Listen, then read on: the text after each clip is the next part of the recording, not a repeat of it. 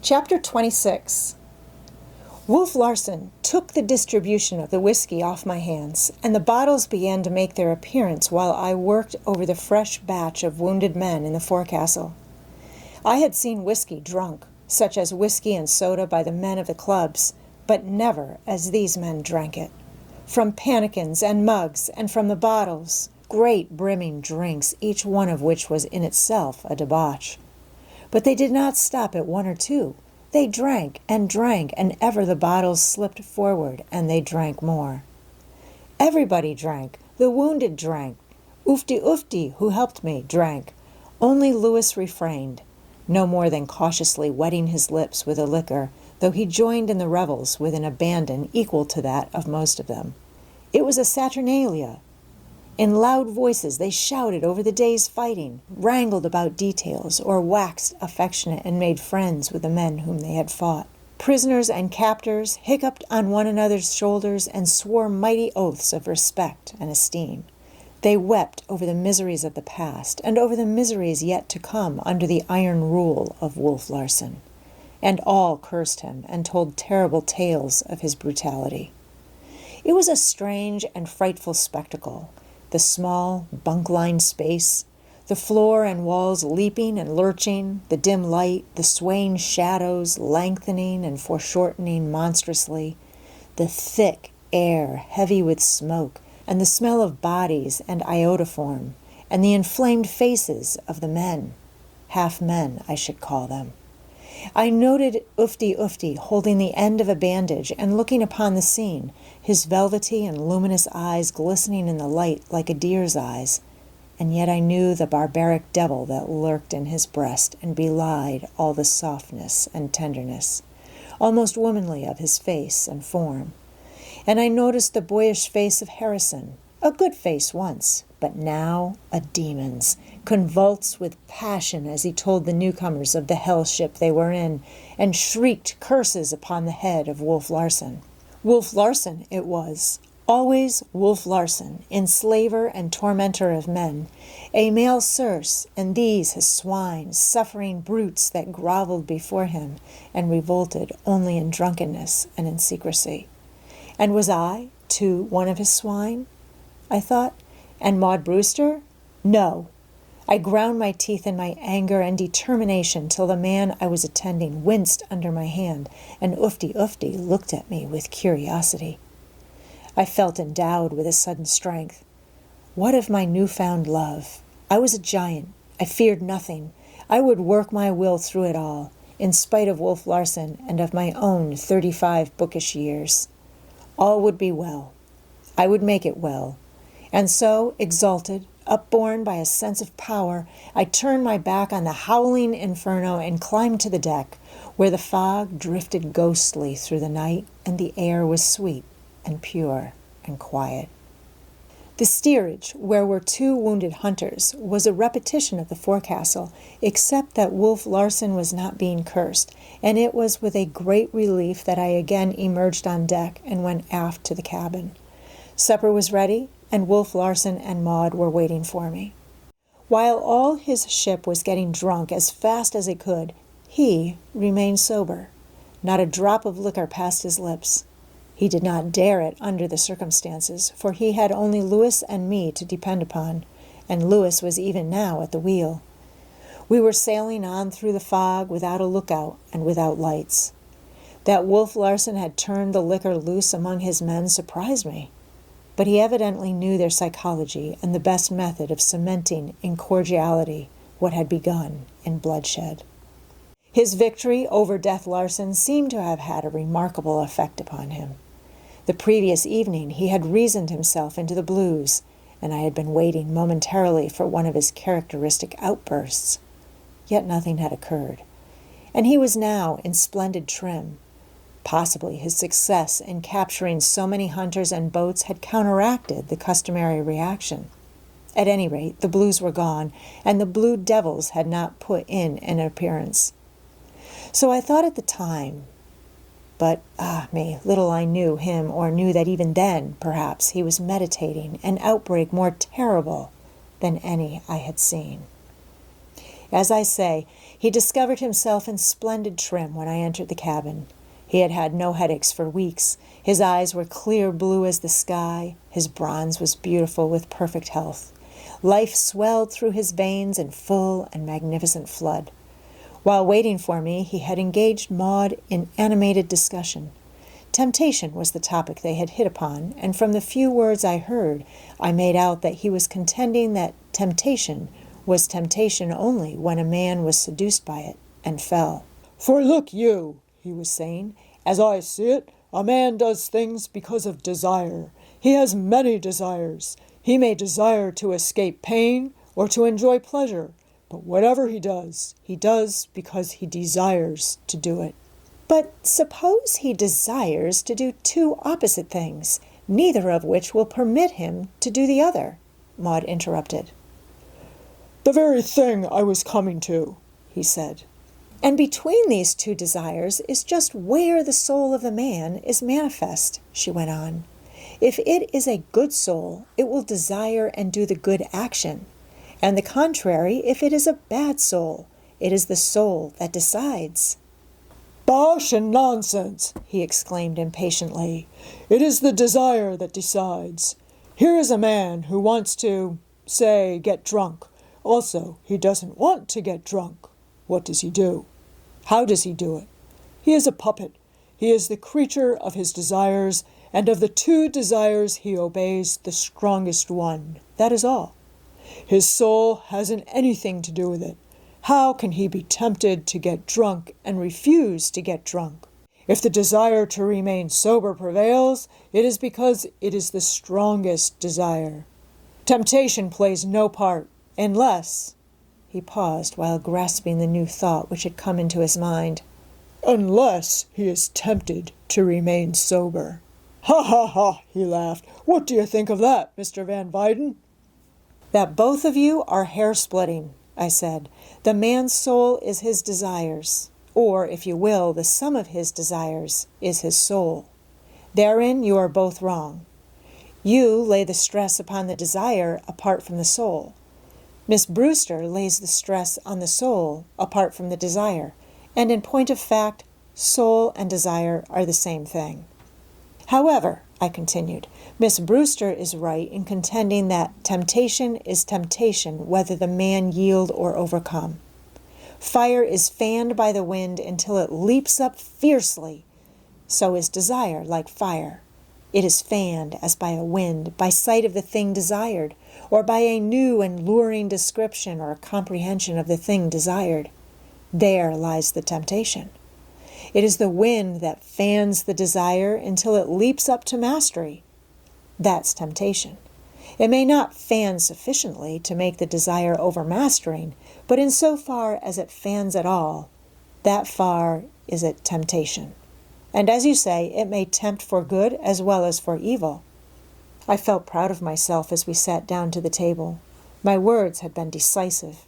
At least they had put an end to the discussion. But Wolf Larson seemed voluble, prone to speech as I had never seen him before. It was as though he were bursting with pent energy which must find an outlet somehow. Almost immediately he launched into a discussion on love. As usual, his was the sheer materialistic side, and Maud's was the idealistic. For myself, beyond a word or so of suggestion or correction now and again, I took no part. He was brilliant, but so was Maud, and for some time I lost the thread of the conversation through studying her face as she talked. It was a face that rarely displayed color, but tonight it was flushed and vivacious. Her wit was playing keenly, and she was enjoying the tilt as much as Wolf Larson, and he was enjoying it hugely.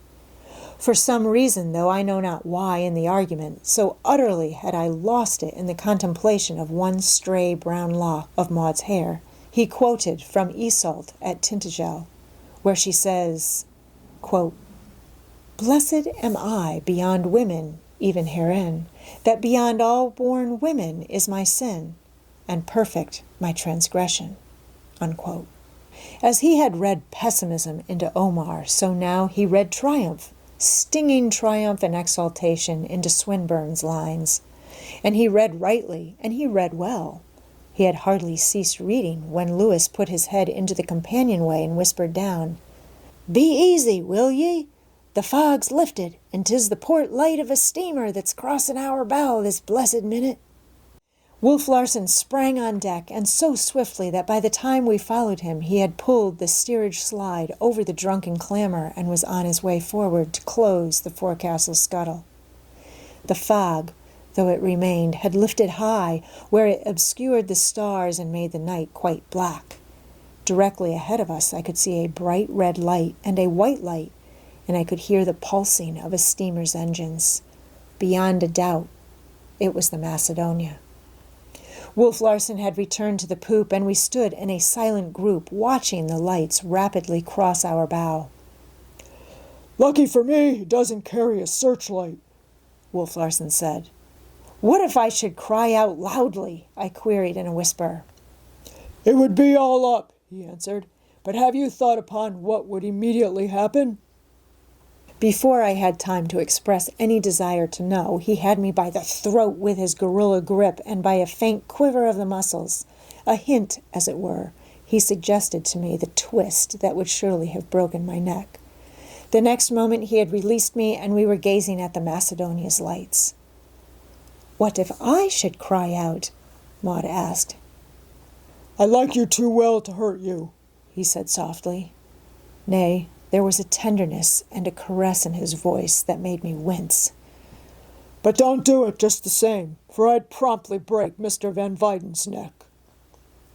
"Then she has my permission to cry out," I said defiantly. "I hardly think you'll care to sacrifice the Dean of American Letters II, he sneered. We spoke no more, though we had become too used to one another for the silence to be awkward. And when the red light and the white had disappeared, we returned to the cabin to finish the interrupted supper. Again they fell to quoting, and Maud gave Dowson's Impenitentia Ultima. She rendered it beautifully, but I watched not her, but Wolf Larson. I was fascinated by the fascinated look he bent upon Maud. He was quite out of himself, and I noticed the unconscious movement of his lips as he shaped word for word as fast as she uttered them. He interrupted her when she gave the lines, "And her eyes should be my light while the sun went out behind me, and the viols in her voice be the last sound in my ear." "There are viols in your voice," he said bluntly, and his eyes flashed their golden light. I could have shouted with joy at her control. She finished the concluding stanza without faltering, and then slowly guided the conversation into less perilous channels. And all the while I sat in a half-daze. The drunken riot of the steerage breaking through the bulkhead, the man I feared and the woman I loved, talking on and on. The table was not cleared. The man who had taken Mugridge's place had evidently joined his comrades in the forecastle. If ever Wolf Larson attained the summit of living, he attained it then. From time to time I forsook my own thoughts to follow him, and I followed in a maze, mastered for the moment by his remarkable intellect, under the spell of his passion, for he was preaching the passion of revolt. It was inevitable that Milton's Lucifer should be instanced, and the keenness with which Wolf Larson analyzed and depicted the character was a revelation of his stifled genius. It reminded me of Taine, yet I knew the man had never heard of that brilliant, though dangerous, thinker. "He led a lost cause, and he was not afraid of God's thunderbolts," Wolf Larson was saying. "Hurled into hell, he was unbeaten. A third of God's angels he had led with him, and straightway he incited man to rebel against God, and gained for himself and hell the major portion of all the generations of man. Why was he beaten out of heaven? Because he was less brave than God? Less proud? Less aspiring? No, 1,000 times no.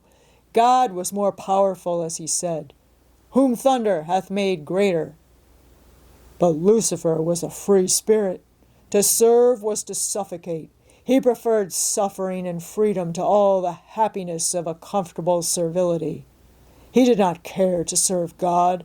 He cared to serve nothing. He was no figurehead. He stood on his own legs.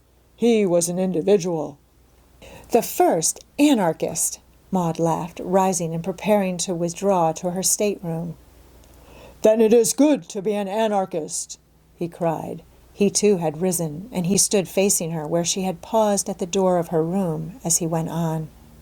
Quote, Here at least we shall be free.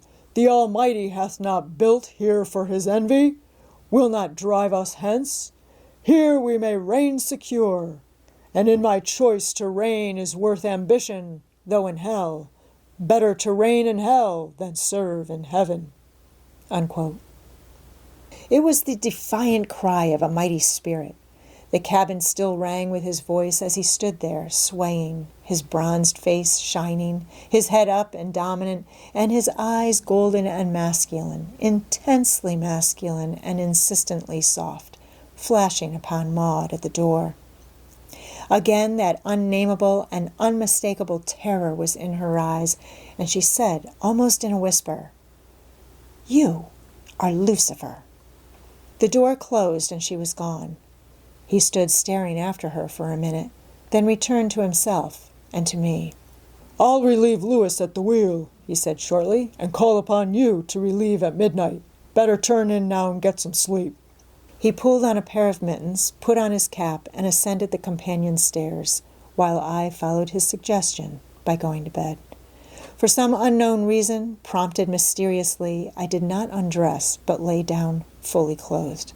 For a time I listened to the clamor in the steerage and marveled upon the love which had come to me. But my sleep on the Ghost had become most healthful and natural, and soon the songs and cries died away. My eyes closed, and my consciousness sank down into the half-death of slumber. I knew not what had aroused me, but I found myself out of my bunk, on my feet, wide awake, my soul vibrating to the warning of danger as it might have thrilled to a trumpet call. I threw open the door. The cabin light was burning low. I saw Maud, my Maud, straining and struggling and crushed in the embrace of Wolf Larson's arms. I could see the vain beat and flutter of her as she strove, pressing her face against his breast to escape from him. All this I saw on the very instant of seeing, and as I sprang forward. I struck him with my fist on the face as he raised his head, but it was a puny blow. He roared in a ferocious, animal-like way and gave me a shove with his hand. It was only a shove, a flirt of the wrist, yet so tremendous was his strength that I was hurled backward as from a catapult. I struck the door of the stateroom, which had formerly been Muggeridge's, splintering and smashing the panels with the impact of my body. I struggled to my feet with difficulty, dragging myself clear of the wrecked door, unaware of any hurt whatever.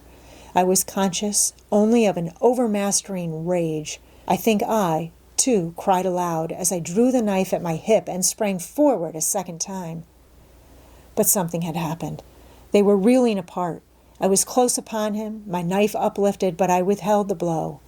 I was puzzled by the strangeness of it. Maud was leaning against the wall, one hand out for support, but he was staggering. His left hand pressed against his forehead and covering his eyes, and with the right he was groping about him in a dazed sort of way. It struck against the wall, and his body seemed to express a muscular and physical relief at the contact, as though he had found his bearings, his location in space, as well as something against which to lean. Then I saw red again. All my wrongs and humiliations flashed upon me with a dazzling brightness.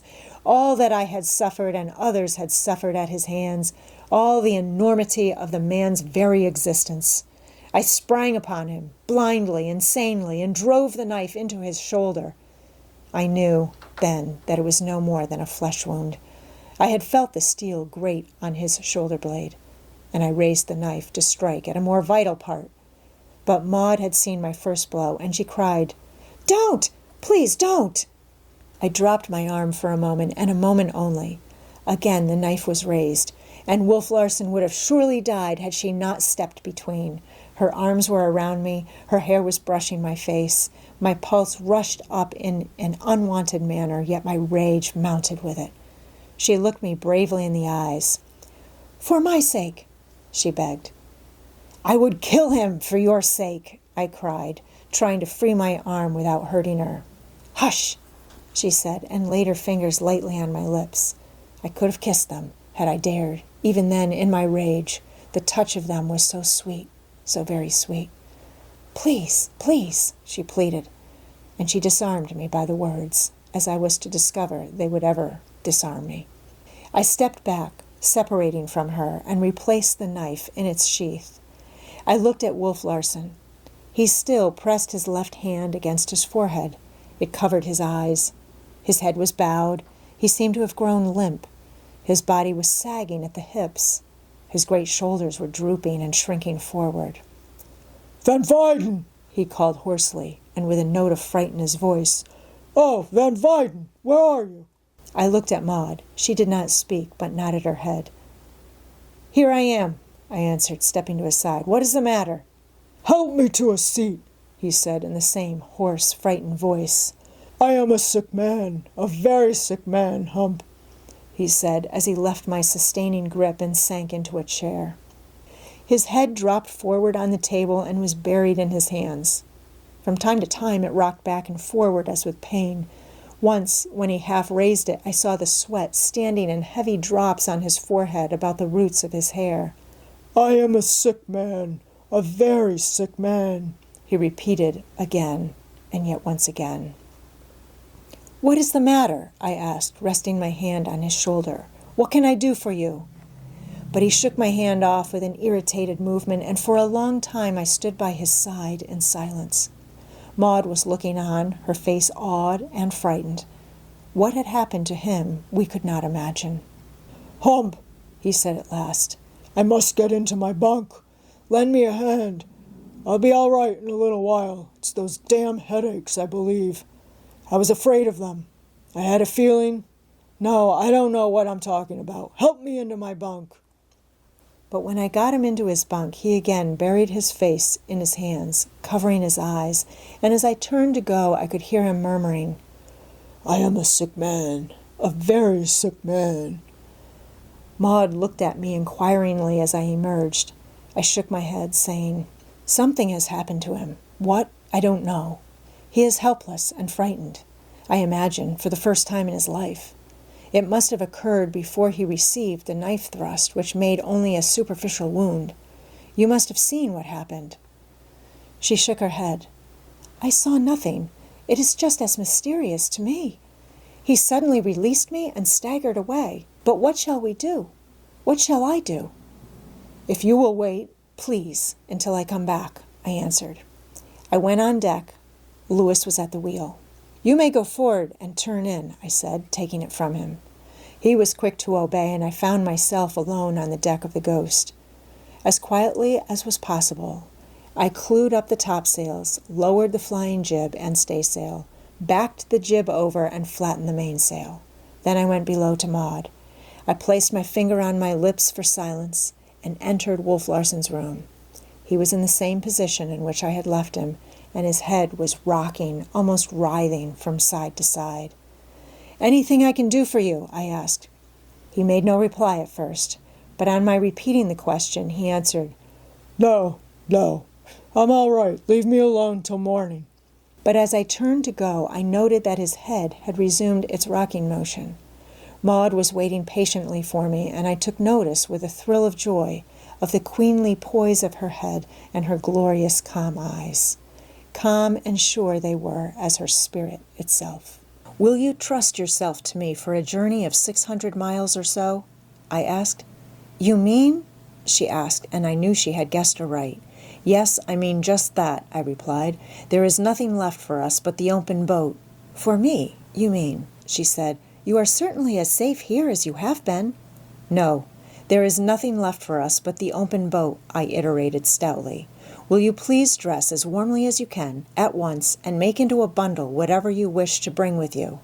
And make all haste, I added, as she turned toward her stateroom. The lazarette was directly beneath the cabin, and opening the trap door in the floor and carrying a candle with me, I dropped down and began overhauling the ship's stores. I selected mainly from the canned goods, and by the time I was ready, willing hands were extended from above to receive what I passed up. We worked in silence. I helped myself also to blankets, mittens, oilskins, caps, and such things from the slop chest. It was no light adventure, this trusting ourselves in a small boat to so raw and stormy a sea, and it was imperative that we should guard ourselves against the cold and wet. We worked feverishly at carrying our plunder on deck and depositing it amidships, so feverishly that Maud, whose strength was hardly a positive quantity, had to give over, exhausted, and sit on the steps at the break of the poop. This did not serve to recover her, and she lay on her back on the hard deck, arms stretched out and whole body relaxed. It was a trick I remembered of my sister, and I knew she would soon be herself again. I knew, also, that weapons would not come in a miss, and I re-entered Wolf Larson's stateroom to get his rifle and shotgun. I spoke to him, but he made no answer, though his head was still rocking from side to side, and he was not asleep.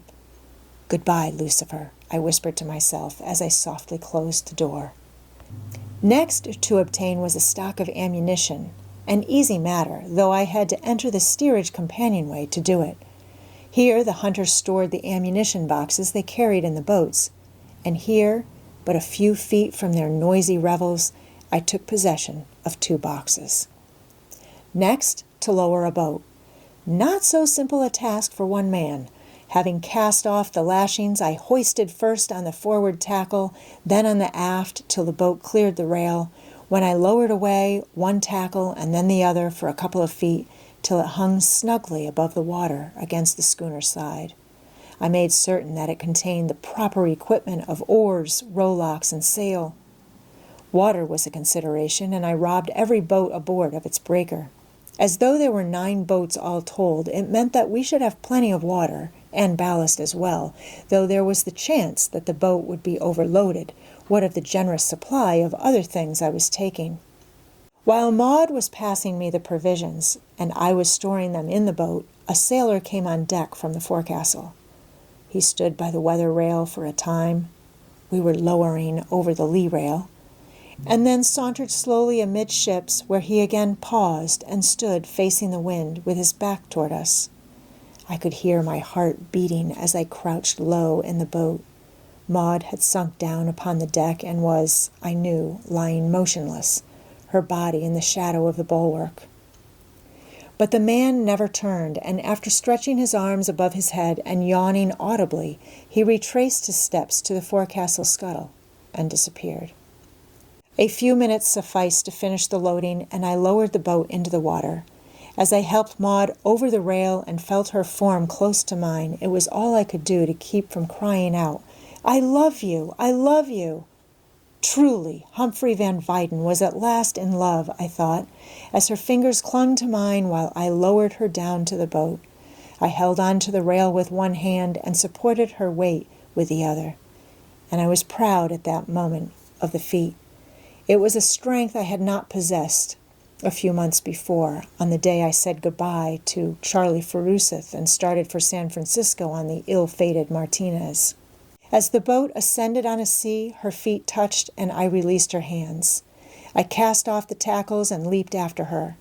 I had never rowed in my life, but I put out the oars and at the expense of much effort got the boat clear of the Ghost. Then I experimented with a sail. I had seen the boat steerers and hunters set their sprit sails many times, yet this was my first attempt. What took them possibly 2 minutes took me 20, but in the end I succeeded in setting and trimming it, and with a steering oar in my hands, hauled on the wind. "There lies Japan," I remarked, "straight before us." "Humphrey Van Weyden," she said, "you are a brave man." "Nay," I answered, "it is you who are a brave woman." We turned our heads, swayed by a common impulse to see the last of the Ghost. Her low hull lifted and rolled to windward on a sea. Her canvas loomed darkly in the night. Her lashed wheel creaked as the rudder kicked. Then sight and sound of her faded away, and we were alone on the dark sea.